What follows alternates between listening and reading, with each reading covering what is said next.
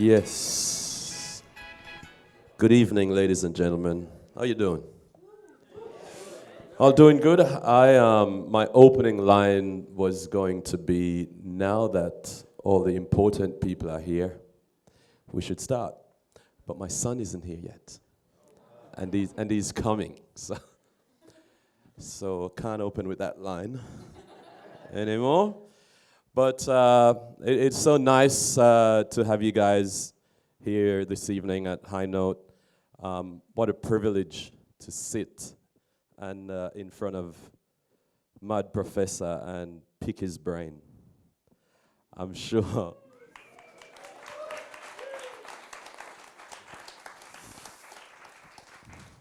So just to introduce myself to you, my name's Stick Maribo.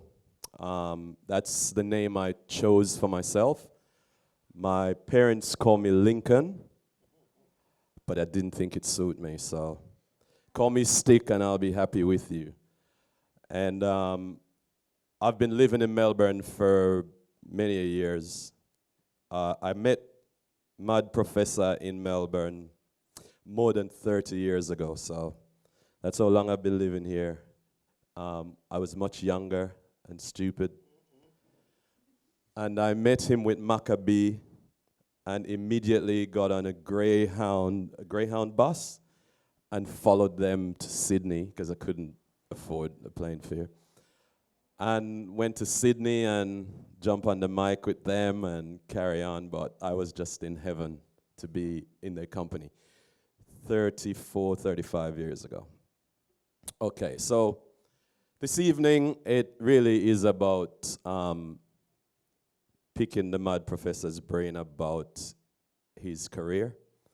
And hopefully, he'll do a little mix for us at the end as well. That's my, goodness me.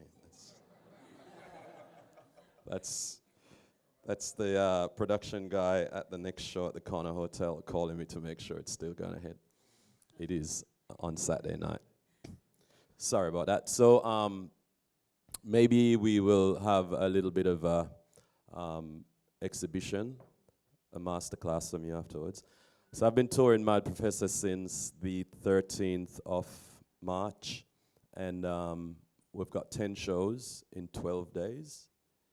And every show to date has been different. This is one of the shows, mind you. Yesterday we were cooking for, I was cooking for 75 people in Perth, and Mad Professor was just chopping up beats. That was sick.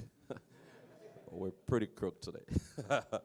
Okay, so Mad Professor, I can't kneel.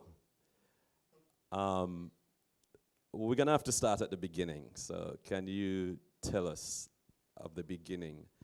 Tell the people your true name, because you definitely weren't called the Mad Professor at birth.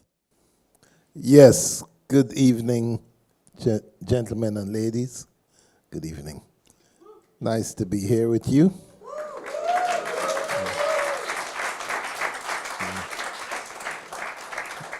And yeah, my name is Neil Fraser, but the name Mad Professor was given to me when I was young. When I say young, I mean between 2 and 12 years old.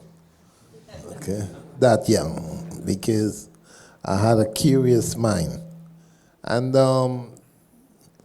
I was born in South America, the north coast of South America, a place called Guyana. And at that time, the most technical things we had in our house was a light bulb, which similar to that bulb there, but the one that hung down on a cord, and a radiogram. So I was curious about the light bulb, and I would look at it and I couldn't understand. To me, it was magic. And I said to my mother, how's the bulb working? She said, I don't know. Go to the library and get the book and find out, which is what I proceeded to do. I went to the library. I read about the filament heating up this gas-filled thing called the bulb. I said, okay, that's it there. How does the radio works? Because every day a man comes on the radio and he sings and he talks, and this is like magic to me. So she said, there's no man in the radio. I said, but I hear him. And she said, listen, go to the library, get a book, find out. I went to the library and I read about, in those days it was valves or tubes, as the Americans call them. And it was just going through the whole circuit diagram as to how the electricity works. So thing is, in that process, I ended up destroying, well, not destroying, but removing the back of the radio. And then she came home and gave me a few smacks and said, you're broken up the radio, you damaged the radio, wow. And she said, listen, you ought to read about it. So what happened, all my friends who were more into cricket and football, they couldn't understand, and hence the moniker Mad Professor started from there on.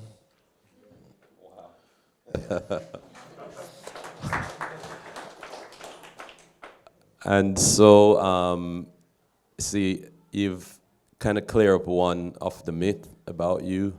Everyone that has been out to the shows over the years, especially in Australia, thought that you're from Jamaica. We would own you. We're very happy to own you as a Jamaican, but Okay. but Guyana is part of South America, but most Guyanese would like to be known as Caribbean or West Indian. Well, in a sense, very good point. In a sense, culturally, there's a bit of feedback around, I think, 120, yeah. That's the frequency. Yeah, well, physically, we're in South America. Culturally, we're more identifiable with Jamaica, Barbados, Trinidad, because especially the English-speaking countries, because, the way the whole colonial thing divided the Caribbean, we just ended up, and musically, I mean, like, when a Jamaican artist leave Jamaica to tour, one of the first places to go to is Guyana. If not Guyana, they probably go Guyana, Suriname, Trinidad, Barbados, St. Lucia. So you find the people are the same. If you look at them, there's slight differences, but it's basically the same culture throughout the Caribbean. So, what was the journey for you from Guyana to the UK? Is that where you first got exposed to reggae and No, because like I said before, most of the artists from Jamaica they were going to Guyana, and even before leaving Guyana, I saw Prince Buster, I saw Ken Booth. There were a bunch of different names. Byron Lee and the Dragonaires, he was always doing more of a reggae expo than the other producers, So there was a fair amount of reggae in Guyana, and there were some reggae distributors who were selling weekly records, and we had a load of sound systems with big boxes playing, especially on a Saturday night. Everybody would string up and play loud music for the whole neighborhood to hear, you know. And yeah, by the time I went to England, reggae was already coming to England, because we had people like you had Toos and the Maytals, you had Ethiopians, all these guys. They were shifting and becoming popular in the UK. You had people like Millie Small, she had a national hit. Desmond Decker, he had a big hit with Itmek, Israelites and Itmek, you know. And he was beginning to establish himself. So reggae in the UK was already being established. And at my school, which was in Tooting in South London, it's like this. The white guys were into rock, Led Zeppelin and all these things.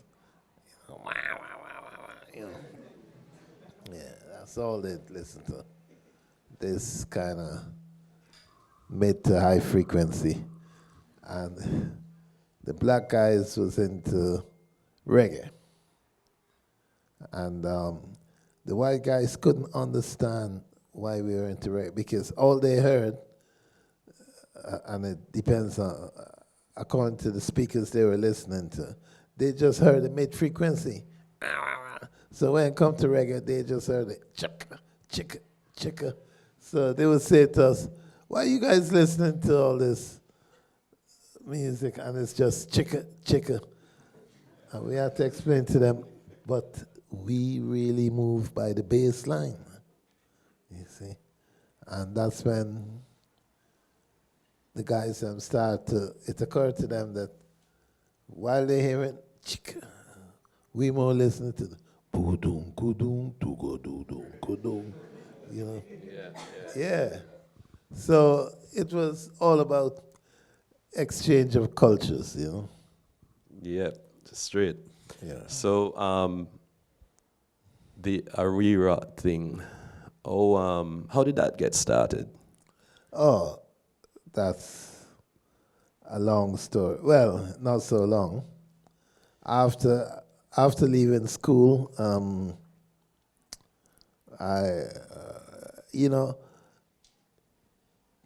well, by the time I was in school, I was building all kind of devices. Because what I discovered when I went to the UK, my father was also an electronic enthusiast. He would build things, and he had books upon different circuits, and so that was right up my street. So I started to build things like radios and transmitters. I had like a little transmitter transmit around the area and stuff like that. So I wanted to build, I wanted to start a company that would build different devices, which I proceed, and I had a job at Ready Fusion, and because I was also like a Pan-Africanist, I read a bit about the Caribbean people like Sorry, I'm not gonna take it. It's joke. Could you tell him joke? Okay, right. Yeah, is that right? Yeah, it's one of my ringtones. Yeah.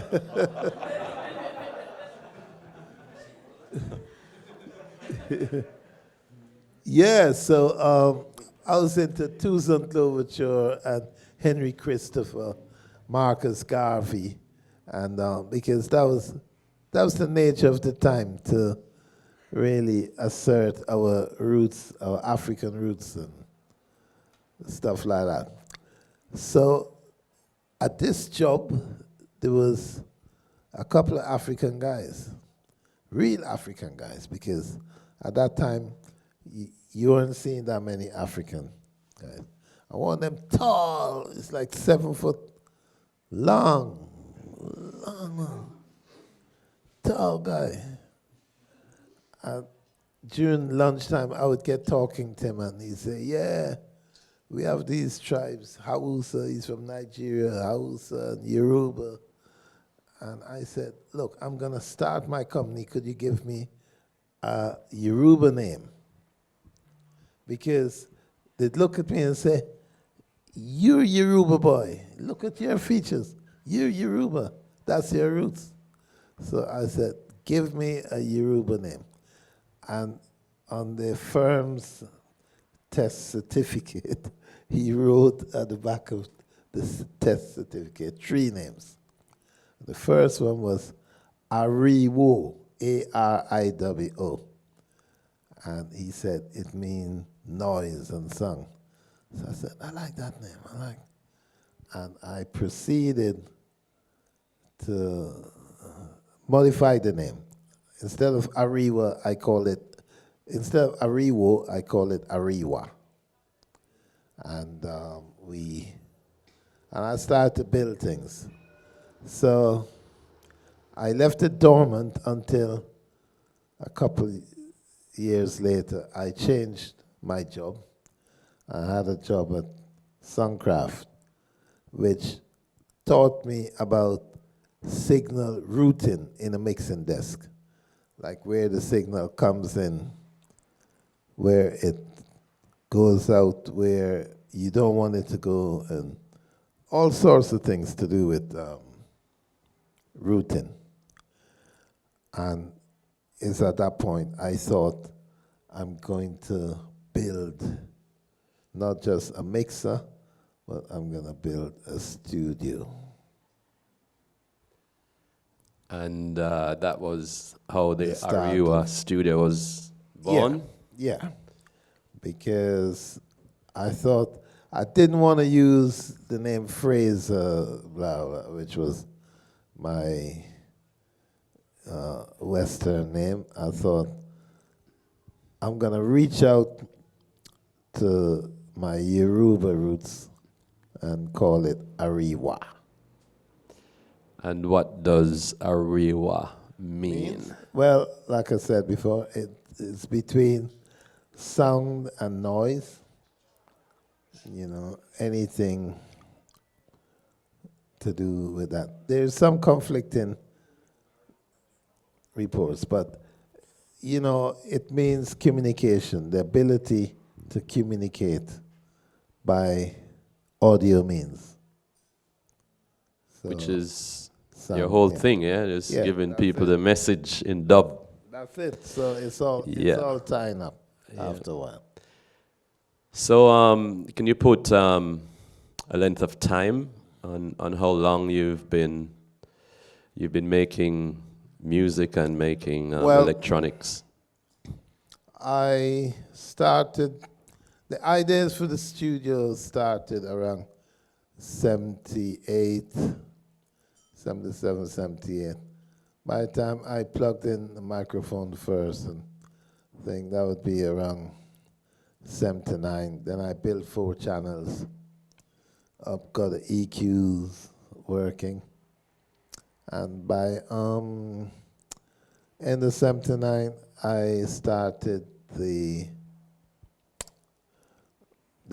channels. I started like 8 channels, and I bought myself, around 77, I bought myself a 4-track, TIAC 4-track on 1/4 inch.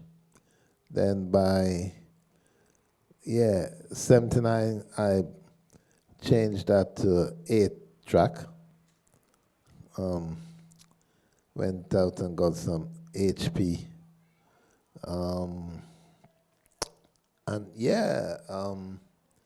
By 1980, I started to bring some musicians. Some musicians would come to the studio, to the front room. It wasn't really a studio. It was quite a basic front room with a piano and a drum kit.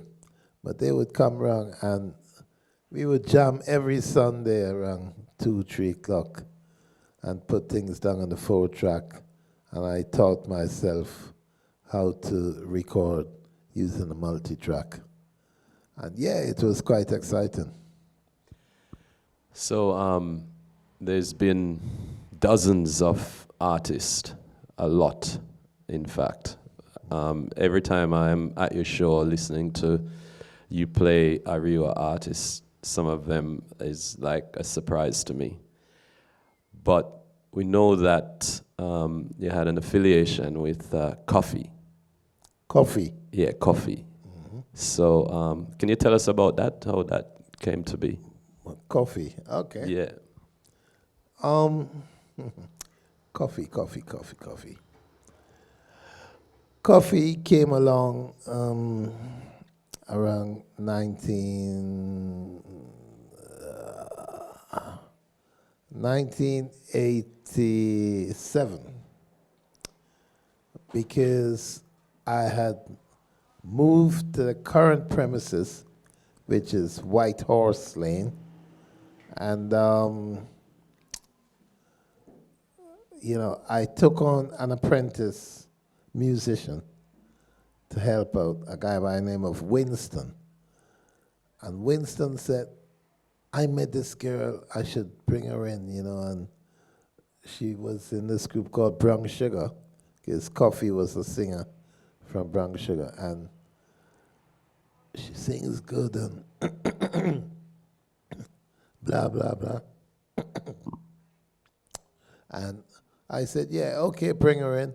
And she came in and she wanted to do something called Afro beat, and it wasn't really, no, it wasn't Afro beat, it was Afro jazz.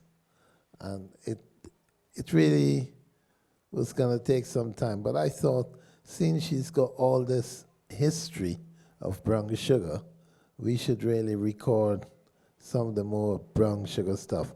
So I asked her for some old Brown Sugar stuff that maybe wasn't issued at the time. And the first track she came up with was a track called Place in the Sun. And we recorded that, and in like 5 hours.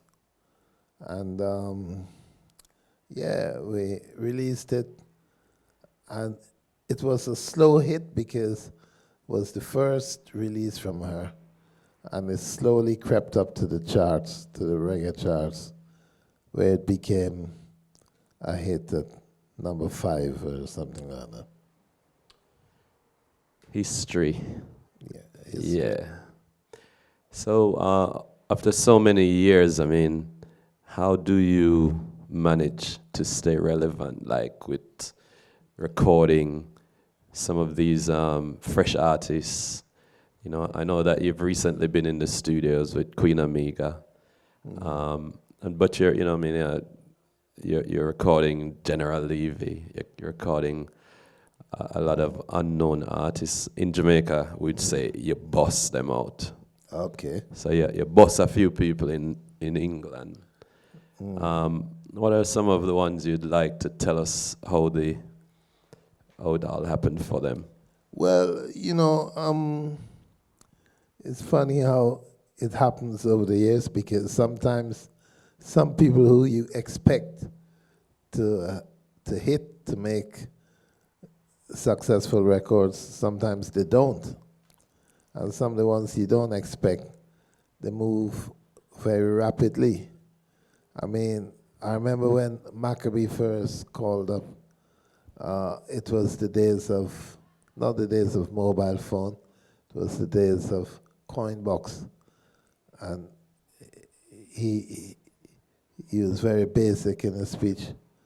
He said, basically, my name Maccabee, that's one. And I have some lyrics, and I would like to record So I said, okay, send me your address. I'll send you a cassette. Everything was on slow pace, slow mail. Sent him. And while he's talking here, the pip's going, because in the UK, the coin box, as you're talking, if you don't put enough money, bleep, bleep, bleep, bleep, bleep. You need to put the next 10 pence. Bleep, bleep, bleep, bleep, bleep. Yeah, man. And we started to record, and he wasn't a man of much lyrics. Okay, he had lyrics on the record, but not lyrics with communication, you know. Just basic. So I said, all right. 2 weeks later, he called back. He said, yeah, me ready, you know, me ready for record. So I said, all right, come up. Came up, and we put on 3 tunes. Wet Look Crazy, couple others, Baked Beans and Eggs. And we recorded them, mixed them the same time, actually. Then came back the next week, recorded 3 more. So we had a 6-track album. I said to him, well, it needs something extra. So I gave him another track, and he came back with this track, Serve You Right, which is a kind of hip-hop song and drum beat, you know. We recorded Serve You Right, and within a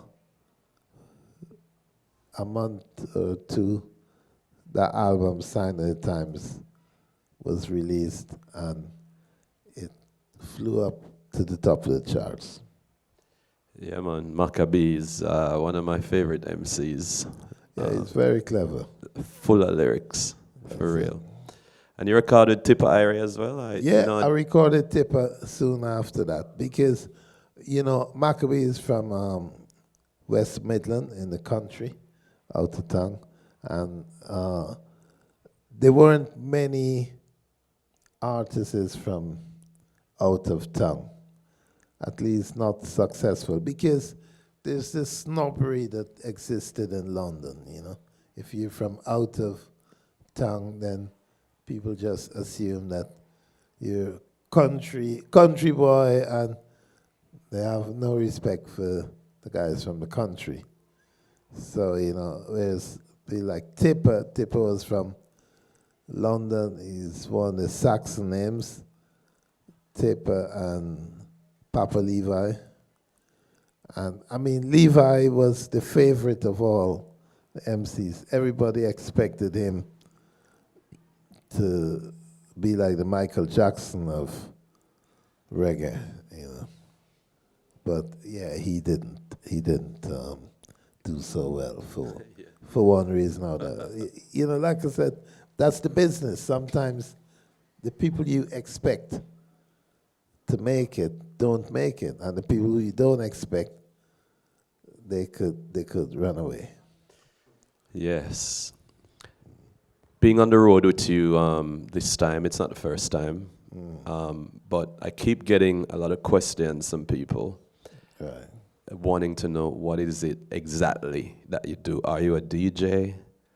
Are you just like walking around with a band with everything on your machine? Can you explain to the people exactly? Because you're not a DJ. People ask me, where's the music coming from? I don't know. Well, the truth is, to be a producer is kind of misleading, and it's also undefined, because sometimes people ask me, what does a producer do? And I said, nothing. Yeah, no, but the truth is, you could easily end up doing too much, and you miss the point of being a producer. But in this case, when it comes to the shows, what I do, I basically rebuild the studio on the stage with like all the elements that you'd need in the studio. So you need a multi-track, you need cables to hook it up, you'd need a mixing desk, and then you'd need some effects like echo, phase, filter, reverb, and you basically hook it all up, and you need music. Music is on a multi-track. You put it together, and then you mix it up and you dub it up. Sometimes you dub it with echo and dub it with reverb, and you do it in a way where you create some excitement to the listener. As those of you who might have been in a studio recording, you know, if you're not partaking in a session, it could be probably the most boring bit of musical, your musical journey, because the engineer would probably have to rewind the tape about 10 times to get a good vocal, and unless you really partake in that, it could be boring, and you could easily say, "Oh, tell me when you finish."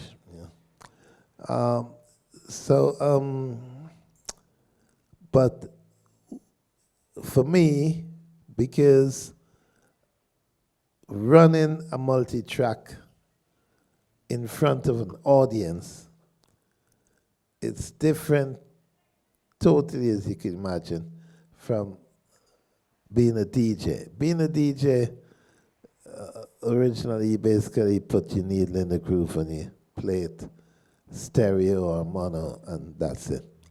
When you're running a multi-track, you run whether it's 8-track, 24-track,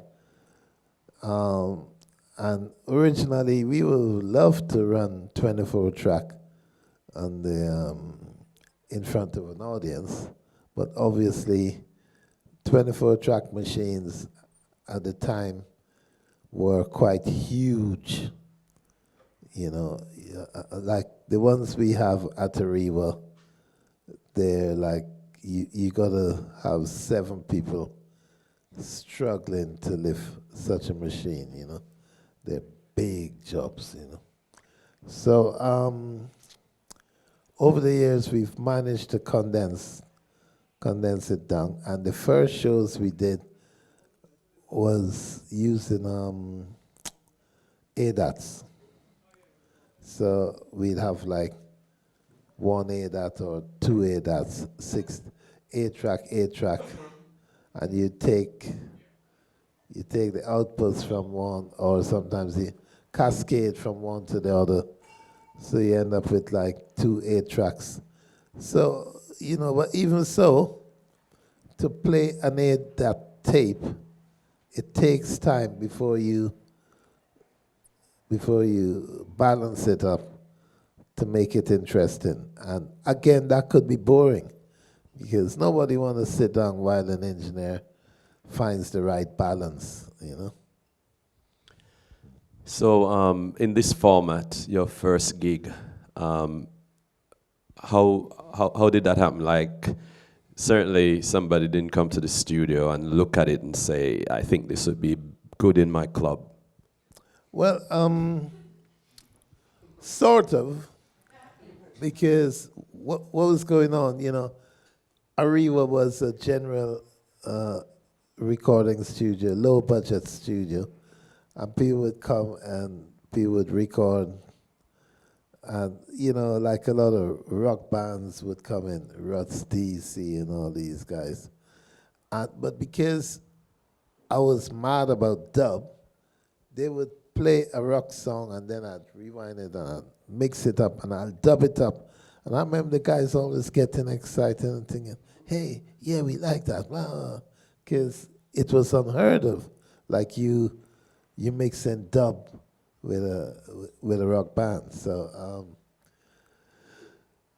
what had happened? Funny how things happen about the same time, because around the same time I was contacted by Massive Attack. A guy with a club in Brixton, a New Zealand guy actually, came to me and he said, "I'd like you to come and DJ at my club." The club was called the Fox. So to which I replied, but I don't DJ.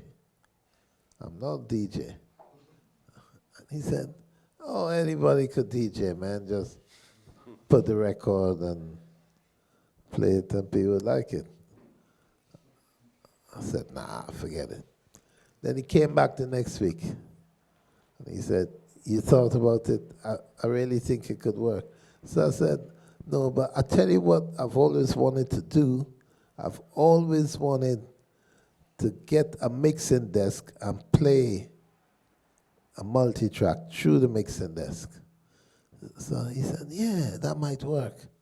So he advertised, yeah, Mad Professor live mixing, and I had a 16-track machine, which is a bit more portable, but still heavy. We took it to the club, hooked it up, and he had a old battered up mixing desk. So we put on the poster, yeah, Mad Professor mixes live. And he had, say, about 100 people, and they came, they enjoyed it, thoroughly enjoyed it. And then, what happened? The next, yeah, he said, could you come and do this again next month? Come back. So next month, he came back, put, again, Mad Professor mixes live. By that time, I bought a few little reverbs and little delays, you know, and yeah, we advertised, and yeah, that worked, and he gave me twice as much as the first thing. Not gonna go into details, but it's quite as much. And then someone from the audience, a French guy, said, would you like to come to France and do this? And he had this festival called Trans Musical. And I said, yeah, why not? By that time, I bought myself a mixing desk, and I took my 16-track machine, put it at the back of the car, and drove across on a ferry and dubbed it up. And the rest is history. Big history. Yeah. Big history. So now this part I'm very interested in. I mean, you've told me some of the stories, but I don't mind hearing them again, and I wouldn't mind hearing some new ones about your collaboration, your friendship, and your relationship with Mr. Perry, Lee Scratch Perry. Right. Yeah, well, Perry, Mr. Perry, he was one of my heroes because I think when I was at school, one of the first records I got was a record called Upsetting Station. And the double of that was a record called Duppy Conqueror by Bob Marley. And that's the first time I realized on records there's such thing as a producer, because written on the record was produced by Lee Perry. I thought, oh, what's that? Okay, that was like 1970 when I was first at school. And fast forward now to when I started the studio around 82, 83. Some guys who were established in the business, a guy called what was his name? Seven Leaves, Tony Seven Leaves, and next one, Winston Edwards. They came to see me and they said, you know, we work with Lee Perry and he has just burnt his studio and he got fed up because too many artists kept bothering him. And he wanted to get away, so he's coming to England and he's looking for a studio to do some work. would you be interested? I said, yeah, no problem. I'd love to, because by then I'd realized that Perry was like one of the most inventive producers, where he had his own sound, he had his own studio, and he was responsible for like some guys making it in the business, like Bob and Max Romeo. He had a purely identifiable sound. So I said yes. And they brought him down, he came over, and he would work like from 10 a.m. till 10 p.m. non-stop.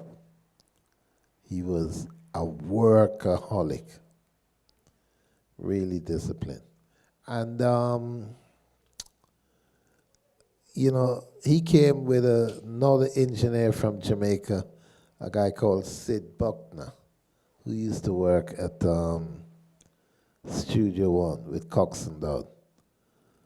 And, I learned a lot from working with Perry, because I learned not only the relationships between producers and artists, but producers and producers. And it was like a crash course in the reggae business and the reggae structure. Yes, I was in the crowd one night at the Corner Hotel when Mr. Perry was working the stage, and Which place? the Corner Hotel. Oh, yeah. Oh, that was the first time we brought him to Australia. I remember. There were 3 shows in a row, I think. Yes. It's Yeah. it's on my brain. I can never forget some of the images I saw that night from Mr. Okay. Perry. It was over the top. Yep. So, for Ariwa, what's the future? I mean, we're living in it, but Well, future is something you only deal with if you deal with clairvoyance. And I don't deal with clairvoyance. So we just deal with it as we come to it. but certainly there must be some of the phrases in the back coming up. Yeah, well, we got some children and grandchildren, but I don't know what they want to do. I don't know how interesting or how boring they might find the whole. Because the record business and the record industry is not an easy industry. And you can't really put too much pressure on anyone to take it up, I mean, I've got 4 children, and one of them take it up to some extent. And the other 3 kind of and ahhing. So, it's not easy to go down that road. I'd rather not. Nice. So, look, all of the questions so far are for my own personal knowledge Okay. about you. I'm sure this audience would have some questions of their own that they'd Yeah. like to ask you. Okay, So, would you mind taking don't some mind. questions from the audience? I don't mind. Or should we take a Prefer- break first, or roll straight into it? Straight into it. All right, yeah, love Preferably that. in English. Yeah, In sorry. English. Questions in English. No, patois. Okay. All right. Yeah, sure. If I have what? Bristol. Oh yeah, man. Usually at least twice a year. Bristol is probably the second most musical city in the UK, between Bristol and Manchester, but probably Bristol because it's only like an hour up the road. Sorry? Oh, you from Bristol? Okay, good. Bristol has produced a lot of musical people. Oh, then I should play every month. I didn't know that. Yeah, but yeah, Bristol is cool. Hey, how you going? Going fine, man. That's Cool. good. Hey, I first saw you at a festival called Wome Adelaide Festival in Adelaide. Yeah, it was a very formative experience. But I was wondering, you started the set with a sample from Homer Simpson saying "dough," and it really surprised me. I was wondering why. Which year was that? I don't know. It must have been in the late 2000s or early teens. Okay. Yeah. And I started with this voice. Yeah. It was Homer Simpson. It was really quiet at the start, and then. Yeah, like that. And then he went into some dubby stuff or whatever. That's where it came from. Yeah. Oh, I didn't know that. Was it not you? I didn't know that's where it came from. No, it's a sample I found. Yeah. Yeah, I've got a sample, but I didn't know about this. Who's he? Homer Simpson. Yeah, I don't know. Yeah, I don't know them either. Sorry, but it's good to know. This is the thing I find. Yeah. My professor is in a capsule. A lot of things he does. Yeah, no, definitely not. So, Simpson, the only thing I know of Simpson, once I was in LA, and a guy came to me and said he wanted me to do something with the Simpsons, something on a song track. But that was years ago. But I don't think I got this thing from him, no. But it's good to know. It's good to know. Anyone else? Hi there. I got the mic over here. Hi, Matt, Professor. Big Hi fan. there. Thank you very much for your music. Thank you. I had a question about you running your label kind of in the early days and, working with different vocalists and artists. Were there record stores? Were there people that were supporting you sort of early on? How were you kind of how were you peddling your wares? How were you getting your music out to the people in the early days? Well, the early days was tough. Very tough. Impossibly tough. And I know some of you guys running labels now might think it's tougher than ever, but believe me, then it was tough. First of all, reggae didn't have the respect that it's got now. So if you were doing reggae and you go to a UK chain like HMV or Our Price and you say, well, I've got this reggae record, very likely they'll tell you to go and find a marketplace down the road and sell it in the marketplace. They wouldn't be taking it on. You go to Woolworths, you go to Tesco's, you get no welcome to sell your records there. So that's the first thing. And the industry, even when I went to big conventions like the MIDEM, you probably heard of MIDEM, some of you might have. MIDEM was a big French seminar every year they'd have. In fact, it's the same people that does the film festival, and it's in Cannes in France. And at that time, I'm talking about the 80s, at that time you pay something like, say, £1,000 just to join the MIDEM, to go, and for that, maybe another £1,000 would get you a stand and you could display your product. Then you have to book a top hotel to gain the respect. So you'd spend something like £300 a night for a hotel. Then, of course, you'd have to fly there, and or if you want, you could drive through the ferries or through the tunnel. And yeah, so you're talking of spending about £4,000 or £5,000 in the 80s, a lot of money.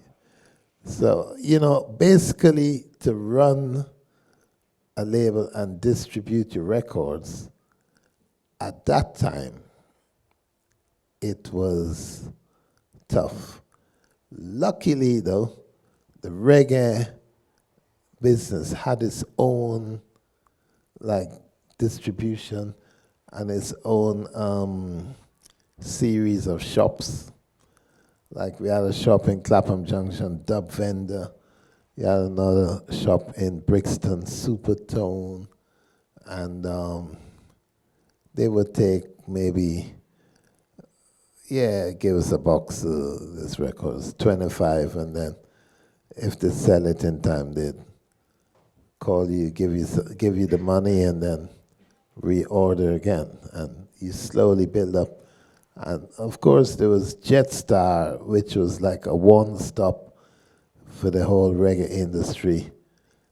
That was run by a guy called Mr. Palmer from Jamaica. And you'd go in there, and he'd have hundreds of records some from Jamaica, some from the UK. But it was impossible, you could say, to sell records. If you're lucky and you got some friends on the radio, you might get some play, and if it does well and it's crossed over, then you might be able to, yeah, you might be able to sell a few thousand records. So slowly you'd make some hits, and and that's one of the things that saved me, because we managed to get some hits that became successful, and I was able to plow that money back into making new records and finding fresh artists, new artists, and keep the thing coming, Cool, thank you. Thanks.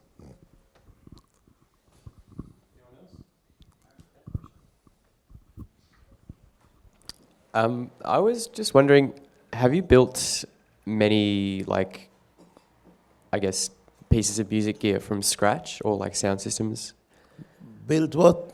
Have you had to go building music gear from scratch, like a sound system from scratch, or? Yes. Yeah. Yeah, I built amplifiers in the 70s. We skipped through that, but yeah.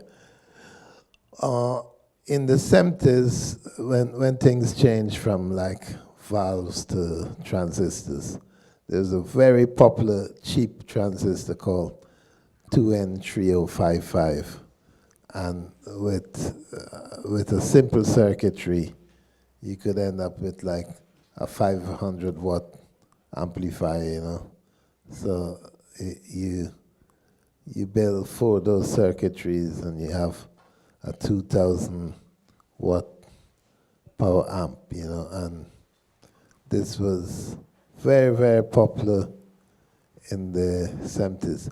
In the 70s, you could have built, there weren't enough shops where you could actually buy equipment. And if you wanted to build a sound system, you'd have to build amps yourself, and it won't take you long either. And you had some companies, there's a company called Saxon, next one called Tuac, who would make modular boards, and you could just, they were cheap. You put it together on your own aluminum chassis, and next thing you have a 5,000-watt amplifier, So yeah, most of us in the business as producers, we went through that kind of building of equipment. Great, thank you. Thank you.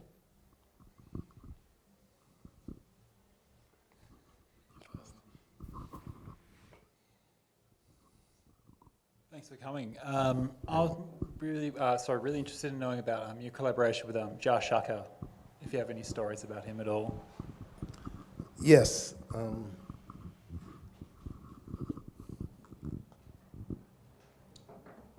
Yeah, well, my relationship with Shaka started, I think, just when I left my last ever job, my last ever daytime job, because I was going in working on some boring sub-assemblies of the Ministry of Defense or something like that. And the boss knew I was building my studio. I think he was pissed off, you know,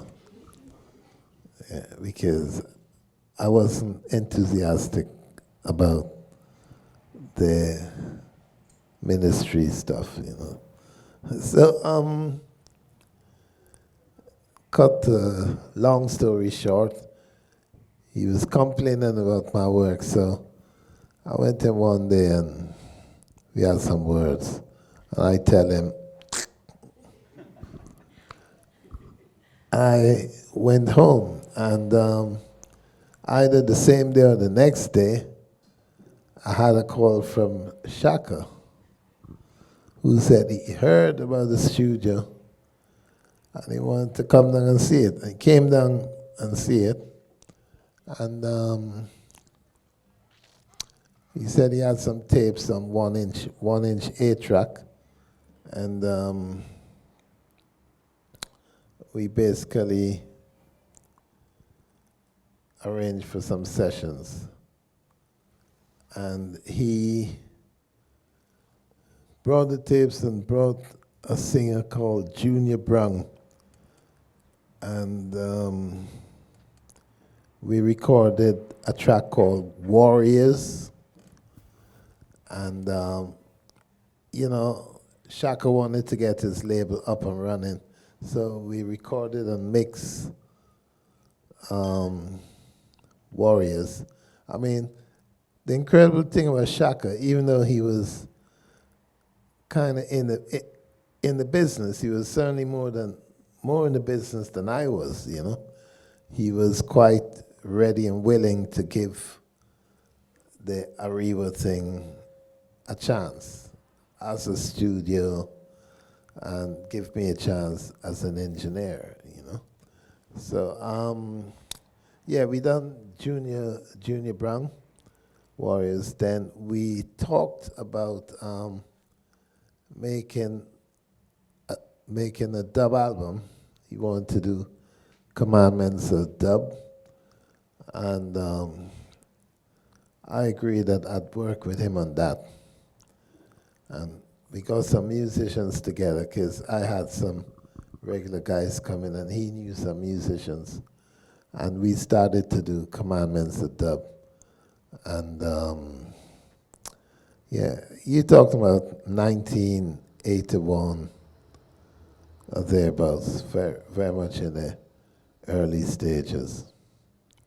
Yeah, I think I probably lost track of what the question was. Yeah. Was that it? Or? Yeah. Okay, thanks.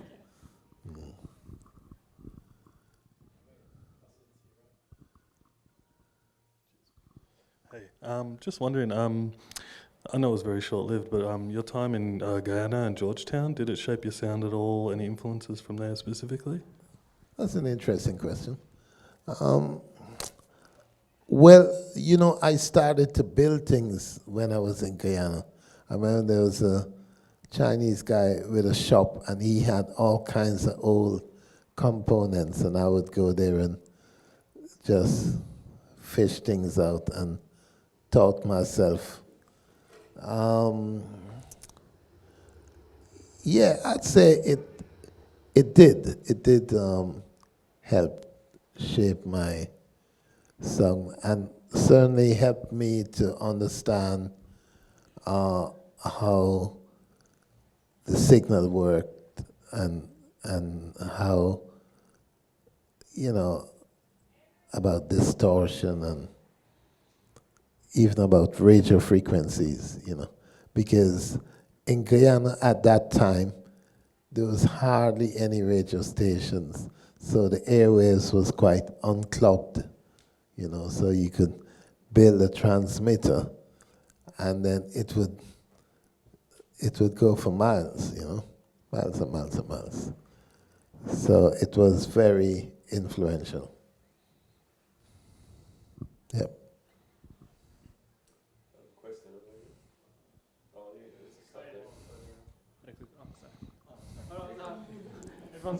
Yeah. Really quick one. Yeah. Were you always purely coming at it from a technical standpoint, or were you ever Musical? playing musically, or were you kind of playing stuff or programming? I tried building a guitar, but I couldn't get a tune in right, and I soon left that alone, and it remained technically, you know, yeah, not much musical side at all. Yeah.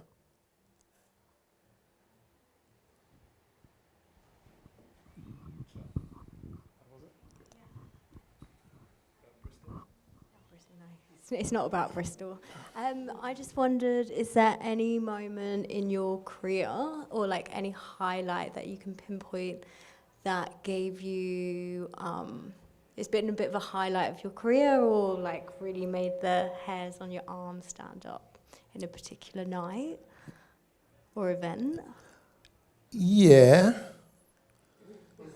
Yeah, Or quite many? quite a few. I'm trying to think which one is. One chance.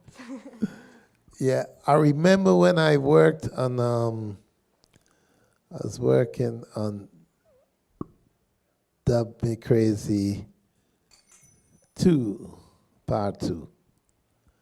And I was basically using second-hand tape. And we had laid this track. That's the track that starts with the orchestra. Da da da da da da da da da da da da da da.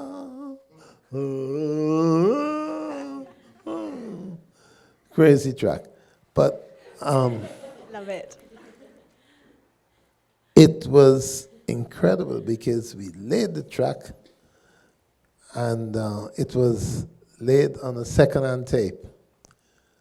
And it wasn't until I was mixing it when I noticed something on some other tracks, because I didn't wipe all the tape. And when I pushed it up, that's when I heard that da na na da na na da na na na na na na. I thought, I'm going to use this. And it was like 3 o'clock in the morning, and it was kind of scary because it was like a classical piece. I don't know where it came from up to now, you know. But it was in the right mood and everything for dub. And yeah, I remember that as being very, almost frightening, you know. Thank you. Hello, thanks so much for being here and your music. If you were on a desert island with your mixing desk and you could only pick one effect to have with you for eternity, what would it be and why? Would it be a multi effect? It cannot be a multi-effect. Okay, all right. Well, I think it would be an echo, because at least a reverb, I could create a reverb quite easily. Well, not easy, but there might be tin cups or a valley or a hill or something. So I ain't gonna worry about reverb, you know. And phases, you could create various things with that would give you a phaser. So, but a delay is probably the most difficult. And I remember when I was building effects, I could build loads of things except a delay. Because the first electronic delays were things called bucket brigades, which had a certain sound in the 70s, you know. And even so, it was pretty expensive to build. So, yeah, I'd say a delay. Yeah. I think we have one last question somewhere here. Yeah. Thank you. You talked earlier about how influential Duppy Conqueror was for you. Yes. For me, one of those records is My Professor Captures Patu Banton. Okay. And I've never heard anything else like that. Like, that's a very special record, and I wonder how collaborative is something like that? You know, because I've never heard another thing like it. Right. Well, it's funny, it depends on where you're coming from, whether or not a record stand out, and for some people, they just take it for granted, but for me, Mad Professor Captures Patu Banton. It was a fast-moving record. When I say fast-moving, yeah, fast in tempo, but fast also in the process, because he had the idea for the album even more than I did, and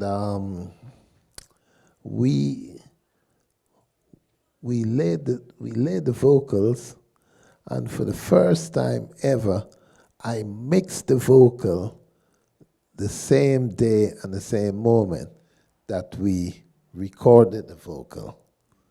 So, like the first track, we mix it, we record it, mix it, and then the second track, I think, was Guan, right? We record and mix it same time, edit it as well, because in those days you edit with a razor blade, and you got your 1/4 inch and you chop the tape, find the song, stick it up. And by the third record, I think it's probably Enough Kind of Dread. Yeah, is that it? Yeah. And that was like 3 records done in like 6 hours or something like that. Yeah, the timing. And then he came back next week, and finished with like My Opinion. I mean, to be honest, the sound and the mood and everything was so right. I wished we'd done like a lot more stuff at that time. Yeah. Yeah, that was, and you know, that record is sold like a 12-inch. It's sold and sold and sold. And as it finished, I had orders for like another 500. Another 500.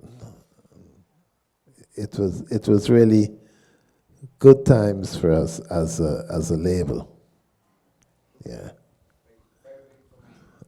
Oh, thank you. Thank you for enjoying it. You know, yeah. As it stands at the moment, with the massive amount of artists you voice, can you give us a top 3, not in any particular order, a top 3 of the vocalists that you've recorded? Gosh. Well, you know, I mean, I love singers. I love female singers. And yeah, I think the girls like Sandra Cross, great singer, great vocalist, Coffee, Aisha, you know, they're all great singers. MC wise, then I guess it would have to be between Pato and Maccabee. Oh, and we can't forget Daddy U-Roy. U-Roy was really, as you know, he was an innovator. He's a cat with 9 lives, because he first made it with Duke Reed in the early 70s, then disappeared, came back again with Prince Jasper. And by the time I found him in the 90s, he was ready for the Ariwa experience, you know. And that's another record that gave me the kind of goose pimple buzz, the True Born African, which, you know, was a real phenomenal record. Again, it sold like I didn't know records could sell like that. I had no idea. Because as we pressed it, and that was pressed in the summer, and normally there's this talk in the industry, don't release a record in the summer, because it's the worst time. And I was so overconfident, I pressed it in the summer, and within a month it must have did about 6,000-7,000 copies, you know. So it was fantastic. So speaking of the Ariwa experience, I'm sure these people here want to see you on the machines, right? Okay. So we'll take a little break and get you on the machine. Should I do it drunk or? Ladies and gentlemen, another round of applause for Mad Professor. Okay.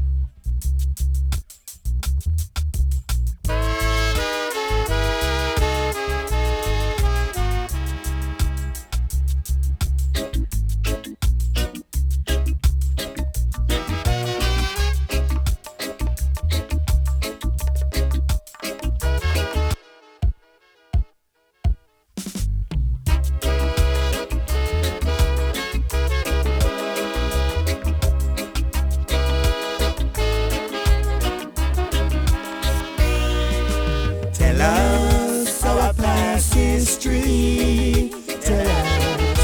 Tell us of our nationality.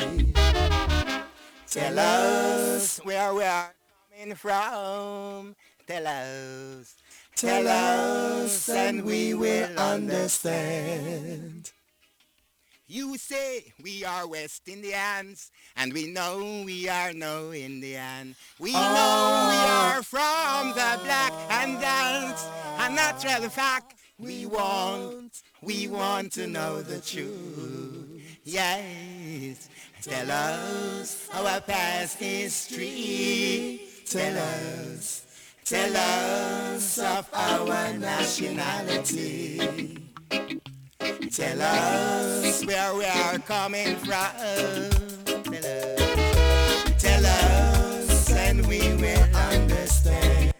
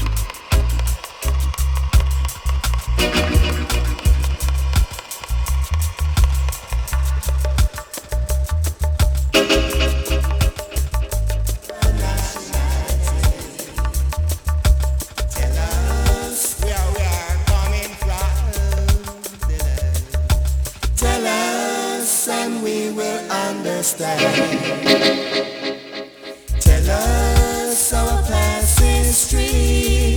Tell us of our nationality. Tell us our past history. Tell us and we will understand.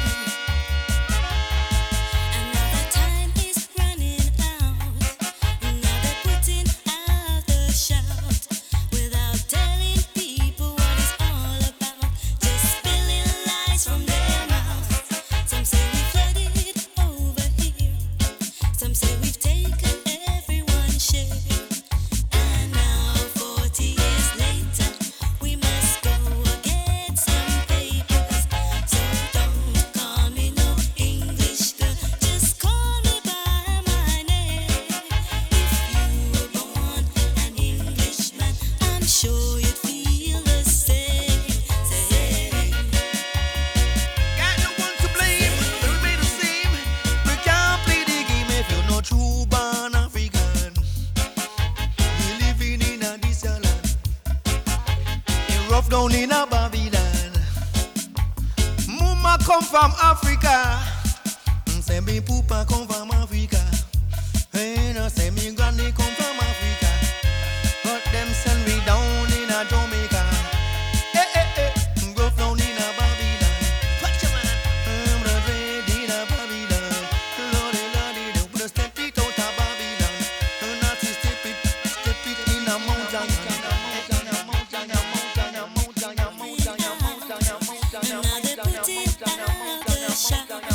Without telling people what it's all about, just spilling lies from their mouth. Them just running up them out, don't know what them chatting about. But it in a Babylon, anyway, it rough down in a Babylon. Hey, they said them talking on this and saw them talking that. Them no really know just how we is really at. The rough in a Babylon. They say the terrible down here. The dread in a Babylon. This musical sound is dedicated to each and every one of my brethren and sisters all over the world.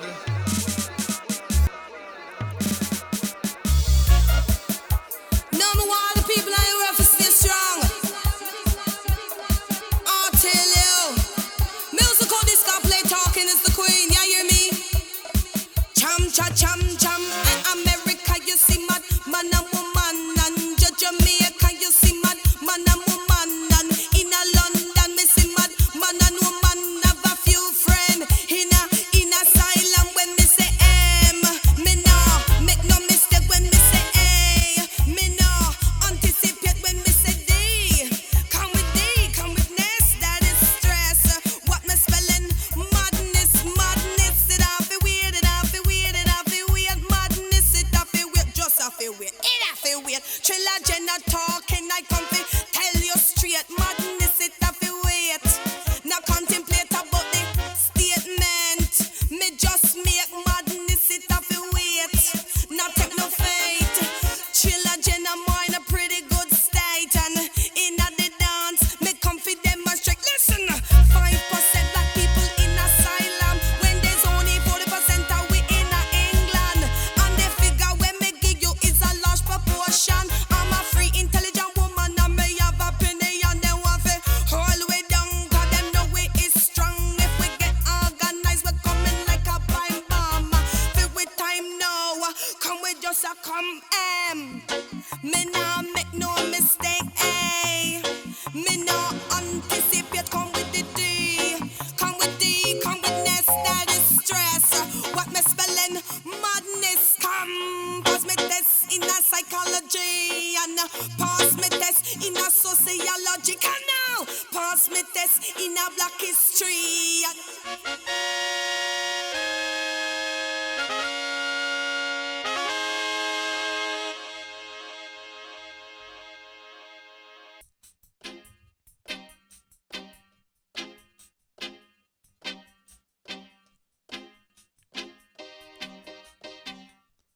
Down in the jungle, down in the jungle,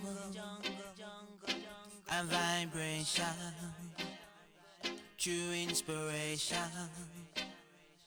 Down in the jungle, down in the jungle, a vibration, true inspiration. Ethiopia was known for its wisdom and learning. So come on, Israel, come in. Praise Jah Jah for your blessing now. For every seed that you sow, now you reap. Down in the jungle, down in the jungle.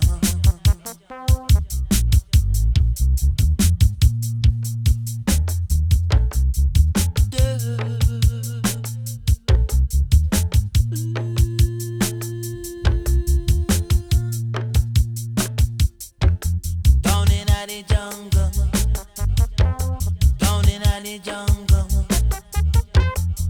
a vibration.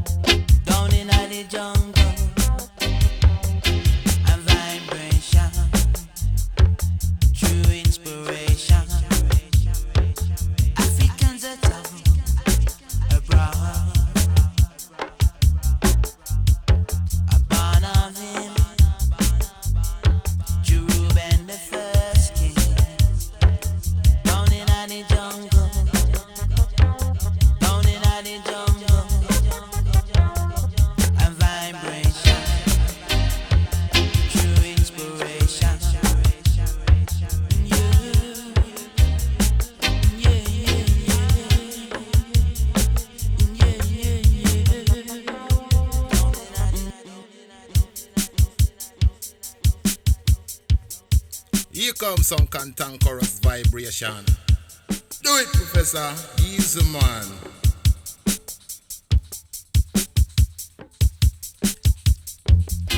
Well, if you put your hand in fire, your hand will burn up.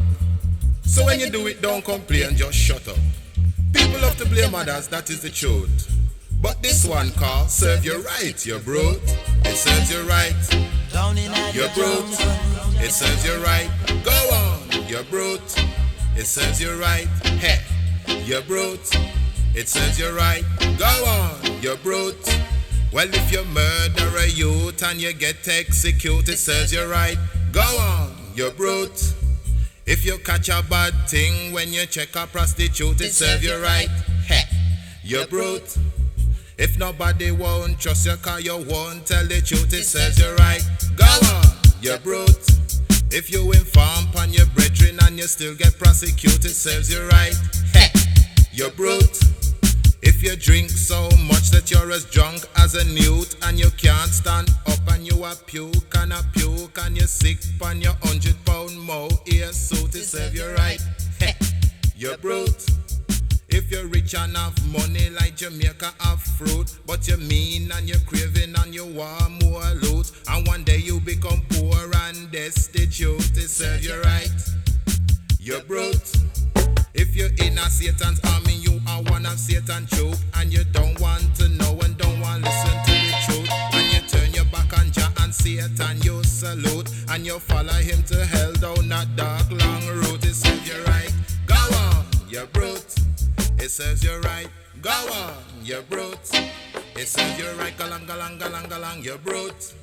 It serves you right. Hey, you're brute.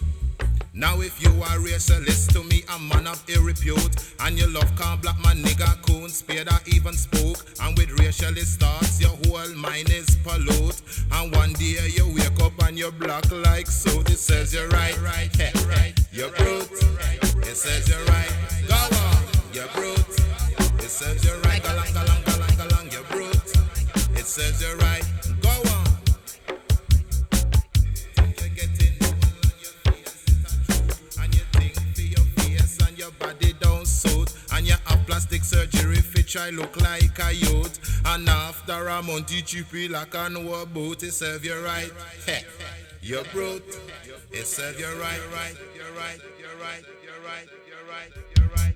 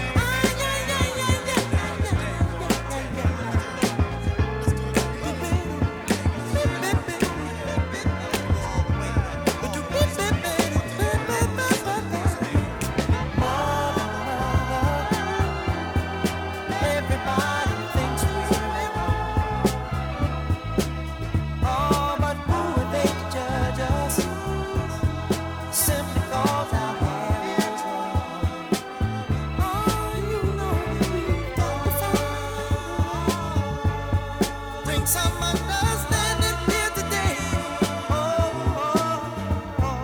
Pick it loud and pick it sound.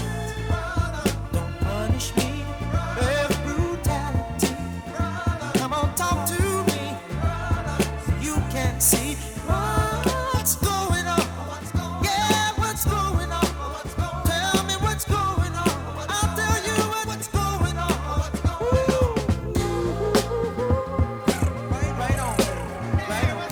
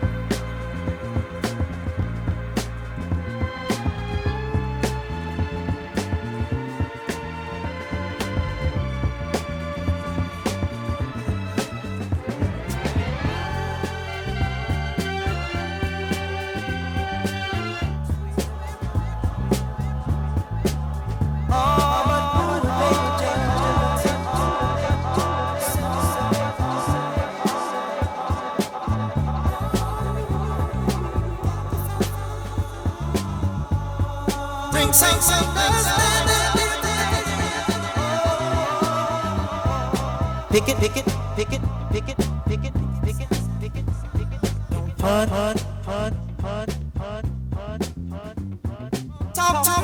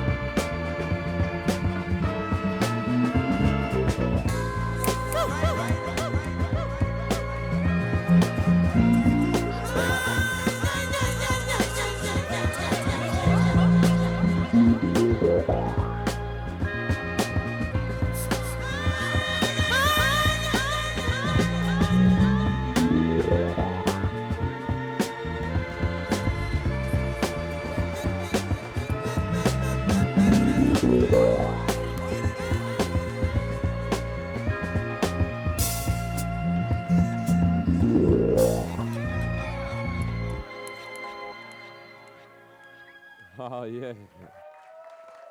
Prof?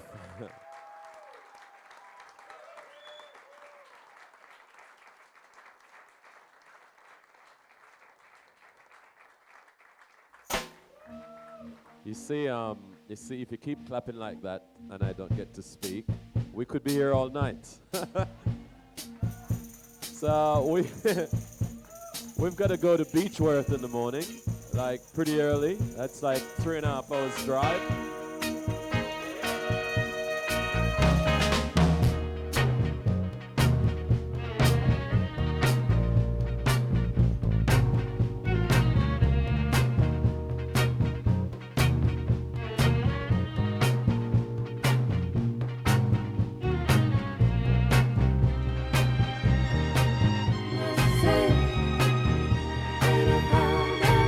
You know that I heard through the grapevine.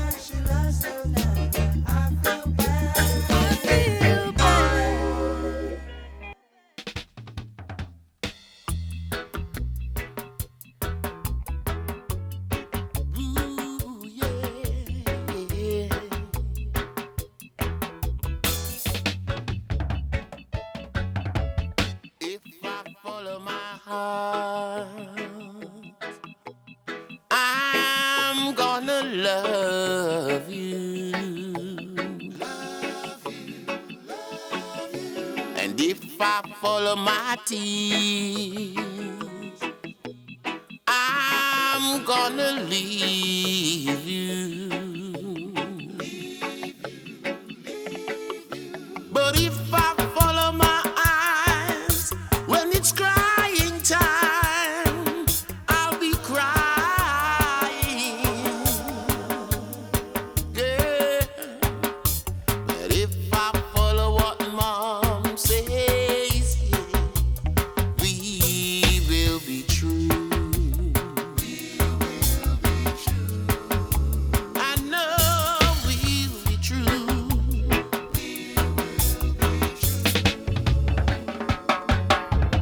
If I follow my heart, I'm gonna love you. And if I follow my tears, I'm gonna leave you. But if I follow my eyes, when it's crying time, I'll be crying. Whoa, girl. And if I follow what Mom says, we will be true. Ooh, yeah, we will be true. Whoa, yeah. And oh, yeah. Ooh.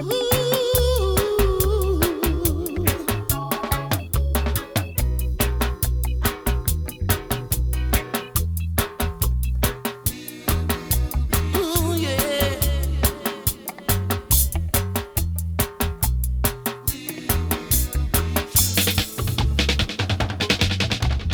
If I follow my heart, I'm gonna love you. Yes, and if I follow my tears, I'm gonna leave you.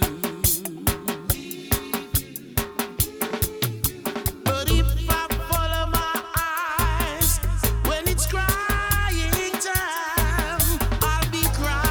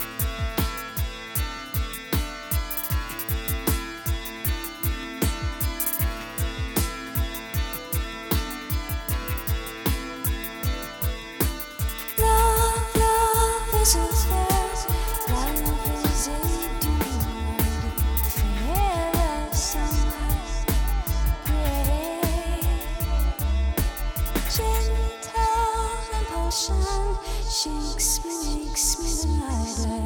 Feel it as I breathe. Teardrop on the fire. Feel it as I breathe.